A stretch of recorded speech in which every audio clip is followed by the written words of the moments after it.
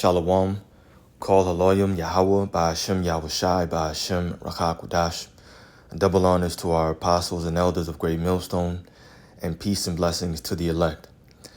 I'm sure by now you've heard that both sides of this current war is giving contradictory messages. Trump, America, is saying that they're making a deal, they're in talks. Iran is coming out and saying that that's not going on. And what I want to do is I want to play two videos from both sides and then grab some correlating precepts just to let you know, of course, that more than likely this will lead up to World War III, even if there is some kind of a pause. As of right now, Iran, which was looked at once as a weaker nation, they're most definitely showing that they're strong and that they can stand their own grounds against the so-called hammer of the earth, right? And I say that because it's proven now that that's not the case. And the entire world is seeing it. So let's first check out this video from Trump talking about some kind of deal or negotiations on the table. Wall Street Journal's fake news. Just so we set the record straight, because I've been watching the Wall Street Journal's fake news and all these stories that get printed like, oh, I want to make a deal. They are begging to make a deal, not me. They're begging to make a deal. And anybody that saw what was happening over there would understand why they want to make a deal. But they say, oh, we're not talking to them. Anybody would know that. And only a total fool. And they're not fools. They're very smart, actually, in a certain way. And they're great negotiators. I say they're lousy fighters, but they're great negotiators. They are begging to work out a deal. I don't know if we'll be able to do that. I don't know if we're willing to do that. They should have done that 4 weeks ago. They should have done it 2 years ago. Or they should have done it when we first came into office, because 2 years ago they had free reign under Biden.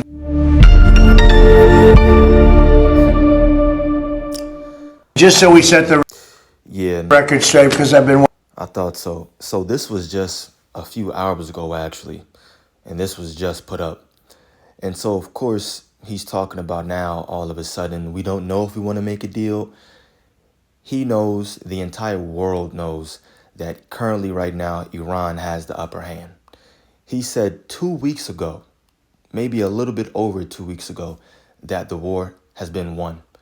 The war is won, but the strait is still closed, and you called on allies to help you open it.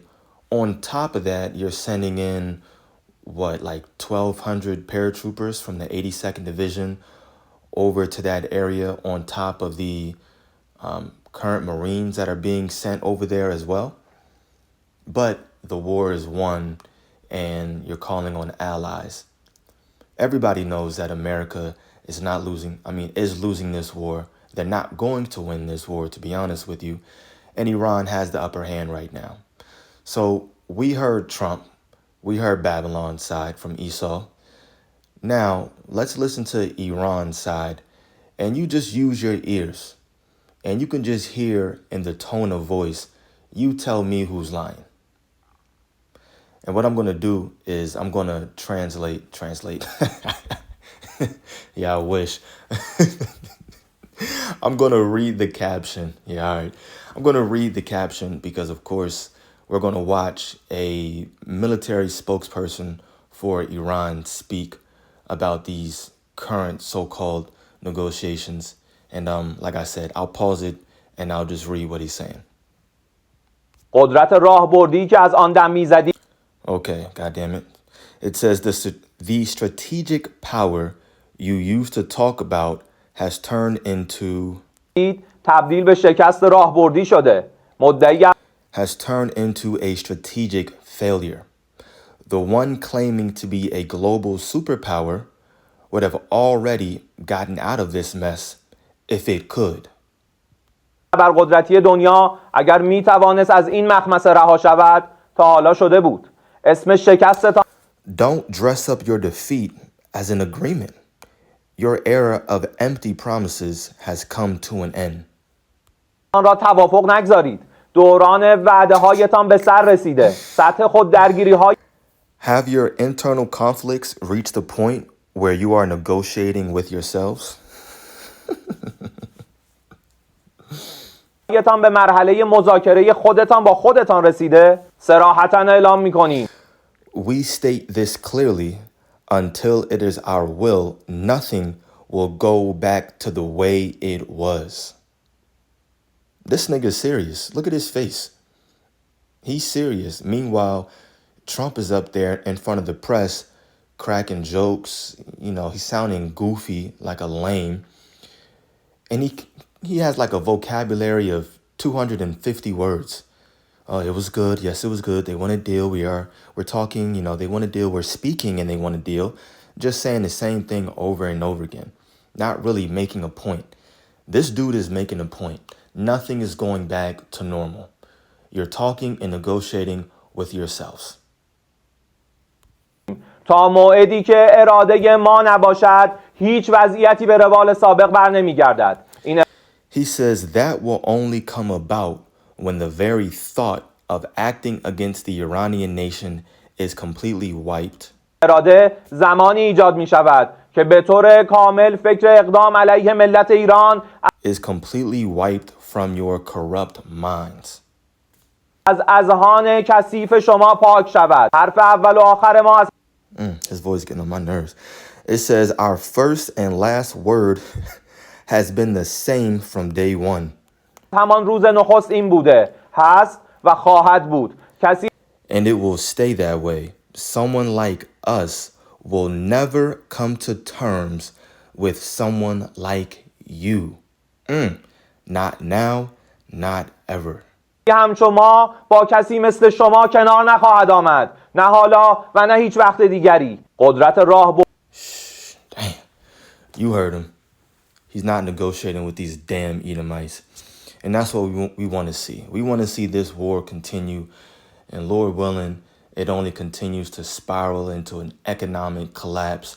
And that ushers in Jacob's trouble, the microchip, which is the mark of the beast. And then, Lord willing, Yahweh Shai's return very soon after. And hopefully that's when we receive our salvation.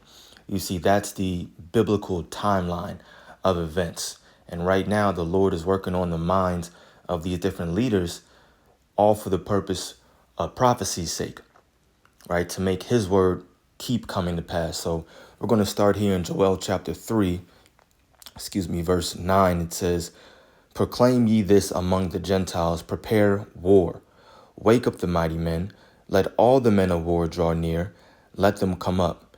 Beat your plowshares into swords and your pruning hooks into spears. Let the weak, Iran, or at least that's what the world thought, let the weak say, I am strong. So they're waiting. And there's other posts where you have different Iranian ambassadors and foreign ministers, whatever terminology it is.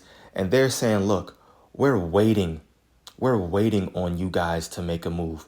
We wish you guys would put boots on the ground. Let the weak say I'm strong. The Lord is allowing them to have different strategic and I'll just say it like that, different strategic operations to where America's military can't get the job done. Now, will America put boots on the ground? I think they will. I'm not going to lie. I think they will because they have to show forth that pride. And they're going to do their best to get this straight open some way or another. At the end of the day, we know how Esau works. They want to have all the resources and their power and control the entire earth.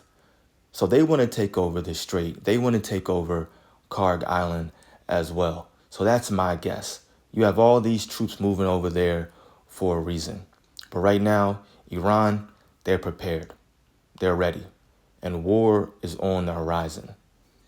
Let me grab one more video, and then we'll grab one or two more precepts. Tariffs since its early days. Okay, let me rewind this. Iran laying traps ahead of a potential American ground invasion. So here's what sources are telling CNN tonight. They say Iran is actively preparing for an invasion of Kharg Island.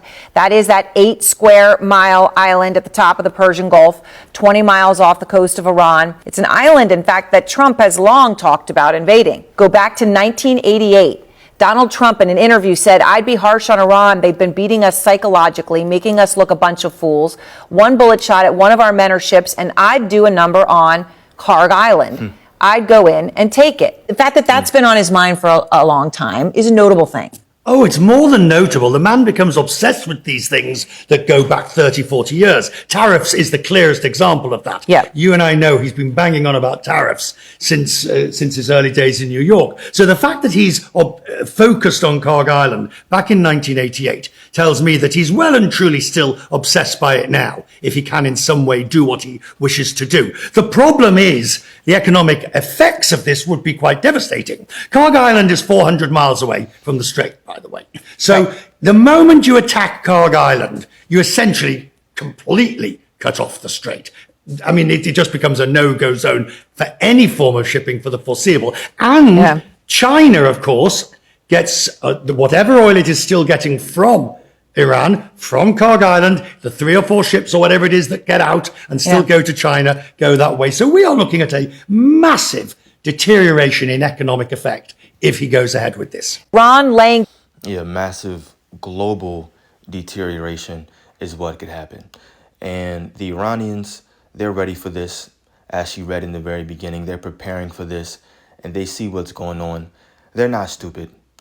And I believe Kharg Island is where maybe 80, a little bit over 80 plus of Iran's oil exports come from. And so it would be a strategic move if the U.S. could take over and control Kharg Island. Now they would have that, but like you said, that would put a chokehold on the Strait of Hormuz. So we'll see. We'll see what happens. A lot of people are saying that to do that would be the death of America and a lot of different troops because it's so hard trying to take over Kharg Island. So if that's the case, don't be surprised if you hear about a lot of people dying over there, to be honest with you, and then some very, very dire global effects. I want to grab this in the book of Obadiah, the 1st chapter, and this is really why I see it happening. I mean, will it happen soon? You know, in the next few days, week, 2? I don't really know, but I see it because of this. Obadiah 1 verse 3. The pride of thine heart hath deceived thee, thou that dwellest in the clefts of the rock, whose habitation is high, that saith in his heart, who shall bring me down to the ground? Meaning, who's going to stop me? And this right here is Esau's mentality. This is what he thinks. The pride of their military might. They're saying, who can stop us? We're the hammer of the entire earth. You heard how Trump was boasting before. We don't need NATO. We're NATO. If anything, they need us. NATO needs us. And then he'll say the same thing 3 times in a row. They need us. We are NATO. We have the NATO power. Meanwhile, you're asking your allies for help. And now you know why they don't want to help you. Because you downplayed them for years, going back to even your first term. But they have pride. They have pride as high as the sky. So they're going to go over there. They're already sending troops. Will they invade Kharg Island? We'll see. Are they making a deal with Iran? I don't believe they are. You heard that Iranian spokesperson for the military. Ain't no negotiations happening at all. And Lord willing, this continues to keep spiraling the way it is.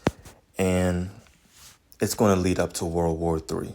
Revelation 11, verse 14, the second woe is past, and behold, the third woe, meaning the third world war, cometh quickly. So continue to watch, continue to pray, because this is all biblical prophecy taking place.